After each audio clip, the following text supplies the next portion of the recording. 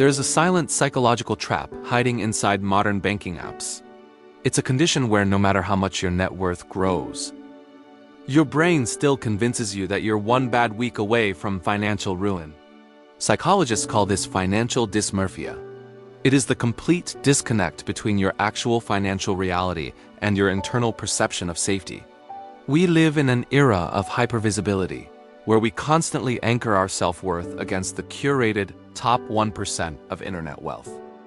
This constant exposure rewires our survival instincts, turning standard financial planning into a state of chronic scarcity. But breaking this cycle doesn't require making more money. It requires rewriting the internal code of how you measure security. Most of our financial anxiety wasn't born in adulthood. It's a blueprint handed down to us before we even understood what money was. If you grew up watching parents stress over bills, your brain permanently wired money to survival. Even when the threat is gone, the alarm keeps ringing. This creates a phantom risk. Your bank account tells you that you are perfectly safe, but your nervous system treats safety like a mirage. Because when money represents survival, there is no logical number that means enough. The finish line simply keeps moving. This is the core paradox of financial dysmorphia. You cannot solve a psychological void with a physical currency. To break the cycle, we have to look past the numbers and audit the internal script running our lives. The first trap is hypervigilance. You check your accounts daily, obsess over minor expenses, and treat every minor purchase like a catastrophic error. This micro-stress drains your cognitive energy, leaving you too exhausted to think about long-term growth or enjoyment. The second trap is social tracking. We no longer compare ourselves to our neighbors. We compare our everyday reality to a global, curated highlight reel. This creates an artificial baseline.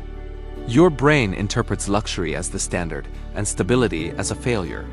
You run faster, earn more, and acquire more assets, yet your internal sense of wealth remains exactly where it started.